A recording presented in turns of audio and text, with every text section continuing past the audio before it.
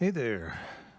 I just, on my vacation, I decided to try a little React 3 fiber coding just to get my hands dirty with it, kind of explore what I can do with it.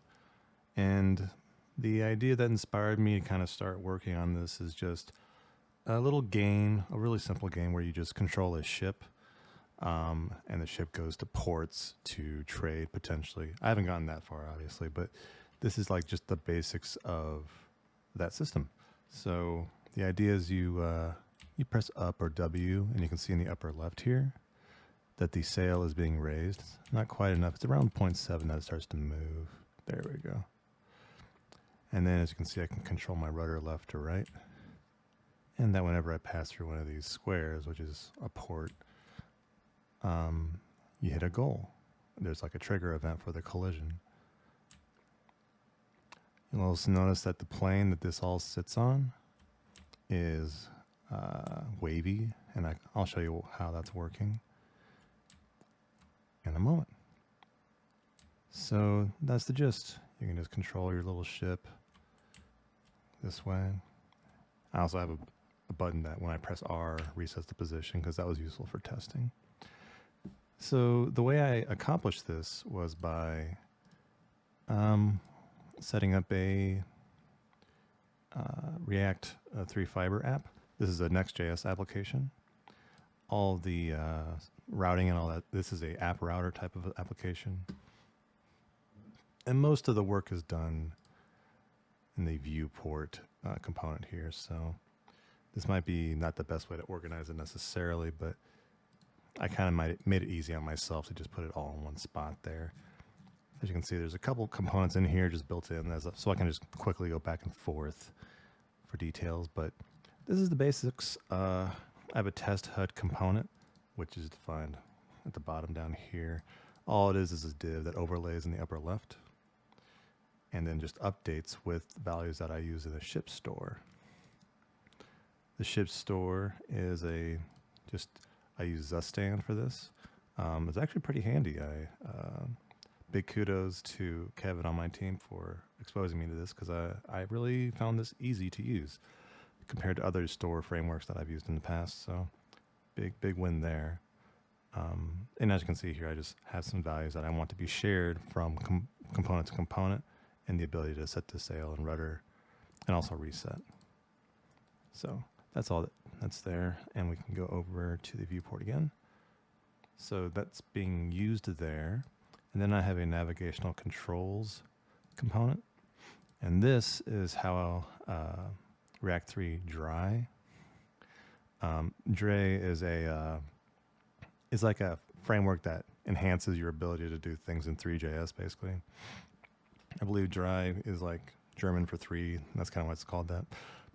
But it provides you a keyboard controls component, which provides a context to components within its namespace to what keys are being pressed according to how you set up those controls. So I have forward, backward, left, right, anchor, and reset. And then I just create that component from that. From there, I use the 3JS React 3 Fiber canvas element, and I define a directional light for the sun, ambient light. And I also noticed that there is a skybox that just came straight out of the Dry framework, so I just used it and worked pretty much exactly how you'd expect. And then, yeah, the physics engine I'm using here is called Rapier. And it was between Rapier and Canon, and I hear that after looking up videos on it, it turns out that Rapier is more performant, so I just went with that for that reason. If there's a good reason to use Canon over Rapier, I'm not sure what it is exactly at this point, but Rapier has been fine to use. I defined an ocean component, ship component, and a couple of ports. The ocean component is probably the one I spent the most time doing because it had to do with a shader material that I was working with. I've made shaders in the past to varying degrees, but doing it in this way to make the look that I want happen was kind of involved. I didn't know how to do exactly the right way, but all that's happening here is I pull in these fragment shaders and vertex shaders into this component, and then I make a use waves material function to export. Then you can create a shader material straight from 3, just directly, passing in uniforms, shaders, and fragment shader values to it. And then within its own component, I can use the frame. And this is what's nice in React 3 Fiber. You can hook into the frame from any component and do what you need to do every frame of the animation that's happening at the screen at the time.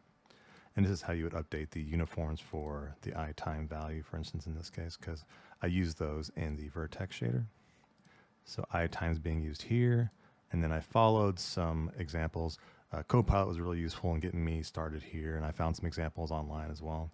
I also have a couple other shaders that I used that I pulled from shadertoy.com, and I found a pretty consistent way to port those over. So maybe I'll make a video on that sometime, but I won't go over it at this point. So yeah, all this does is it takes the material, it takes the 3D geometry, and for every pixel, it loops over it and adjusts according to the time variable. As you can see, sine means up and down, and I'm adjusting it to make it kind of look the way I want. There's definitely more I can do to it. It doesn't look like real water, obviously, but I just wanted to see if I could do something simple. In the fragment shader here, we have the shader that my intention here was to make it to where the higher the VY value is, the whiter it is, like the lighter the blue, and then the lower the darker the blue. So I was trying to create that effect, and I did accomplish that, but in a way that I don't think was very accurate. So I definitely need to revisit this at some point, maybe find a better shader to start from to get a better look. But my goal here was just kind of get understanding of functionality down pat. So I was pretty good there. So going to the ocean, you'll see that I pulled in the use waves material, and just for presentation purposes, I'll show you the other materials that I pulled in from ShaderToy. You'll see why they didn't quite work the way I wanted them to. Yeah, as you can see here, it's a bit finicky. There you go. So as you can see, this shader looks really good, but only like almost as a video, It includes the sky box in its shader. It doesn't account for your direction or the sunlight. I'm sure I could pass in those uniforms and adjust the code so that it does actually respect that, but I'm not at that expertise level yet. Another cool one was this stylized material. So if I save that, refresh, it'll show a material that looks a lot like Zelda Wind Waker, if you're familiar with that game. But yeah, pulled these from ShaderToy. As you can see, it also includes the skybox within the shader, so that's something I would have to go in and figure out how to remove. So it's not like a one-to-one thing that you can just use, but it is a great place to start if you want to see some cool effects that other more experienced people have done on ShaderToy. So yeah, it's one of the only sites that I've seen actually provide a lot of the code that could be mostly transferable to Three.js if you know what to do. So that said, I'll just return what I did there to where it was. And moving on to the ship itself. This is another more involved component. And let's just go to the port real quick. All it is the rigid body. Anything wrapped in a rigid body has physics, basically, and you can configure how the physics works. So this is a cuboid automatic setup of a collider. You can set up your own colliders as well, which is pretty cool.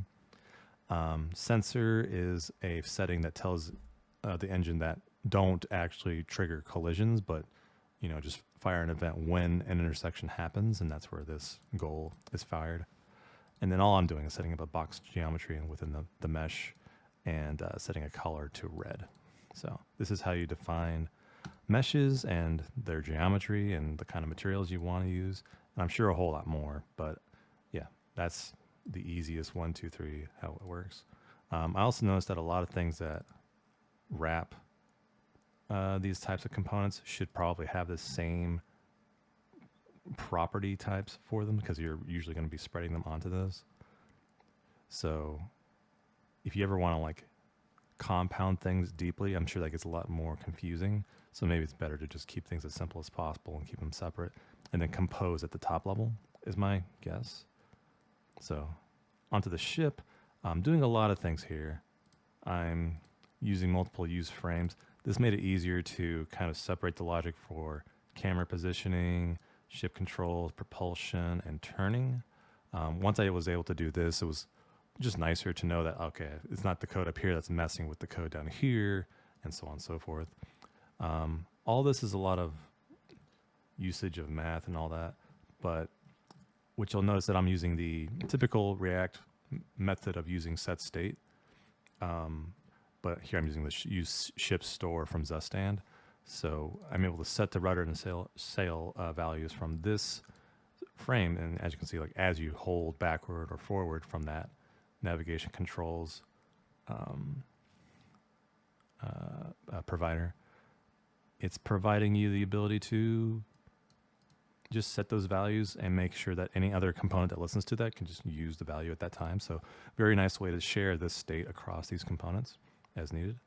I could imagine in the future having like a sail meter, maybe a rudder meter, just kind of show you more clearly what's going on with the ship.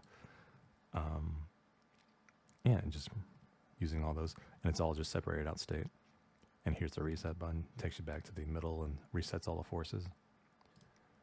Camera positioning, I pulled this mostly from ChatGPT, or actually Autopilot, Copilot, which did most of the work for me. I had to adjust some things, but it was nice to be able to get a lot of that work there. So big props to AI for that, for speeding me along this track. And yeah, the turning physics is pretty similar to propulsion, except that it just works on turning. One thing I did run into was the difference between adding force and adding impulses to an object. I thought adding force is what I would want because it's more of a consistent force on an object, but I found that it continuously accelerated until I added like a negative force, and that was a whole like confusing ordeal to go through. So instead I used impulses, and that worked a lot more logically. Once you add force and then you stop adding force, it slows down. So that I found that to be nicer.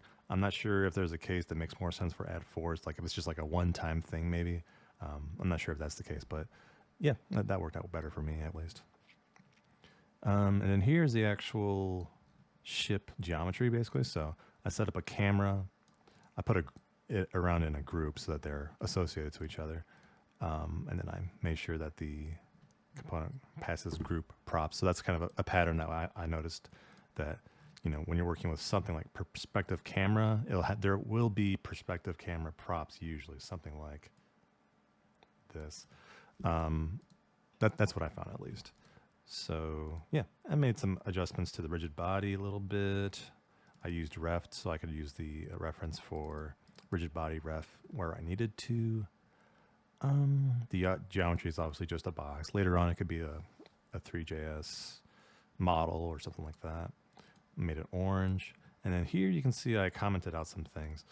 This is because I ran into a bug that I don't quite understand, but when I save it, you'll see that that I actually put a mast, sail, and rudder, and that it does actually respond to the current state of the rudder and sail values. And I think it looks kind of cute. It's a little pink tail there. But what I found is that if I were to refresh this page, you'll only see a white if I can. Yeah, that's exactly what I experienced. So for some reason, adding these at this level seems to cause an issue on first load. If I reload it again, it'll probably come back after this point. So yeah. So, and that's pretty much the gist of it. I had some utils just for clamping and degrees of radians. There's nothing really crazy there. That's the extent of this, really. I had some fun playing with this. I learned some interesting things. I'm looking forward to do some more stuff with this. So yeah, thank you for letting me guide you through my little foray into 3D coding. And yeah, until next time.